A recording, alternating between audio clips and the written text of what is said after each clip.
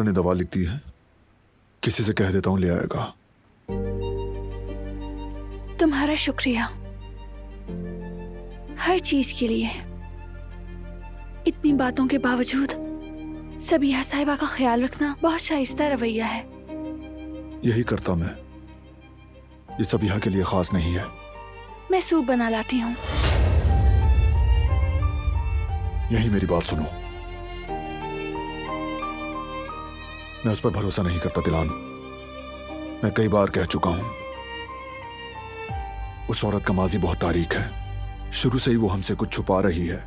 तुम्हें भी उस औरत से दूर रहना चाहिए। मैं जानता हूं तुम्हारी नीयत सबके लिए साफ है, पता है मुझे, लेकिन वो इसकी मुस्तहिक नहीं। इसीलिए उस पर भरोसा मत करो दिलान। हो सकता है वो इतनी बुरी ना हो। अगर कोई राज है भी तो शायद उनके पास उसे छुपाने की कोई माकूल वजह हो।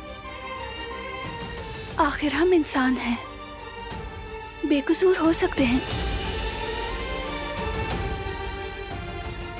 बेकसूर इंसान रिलैक्स होता है,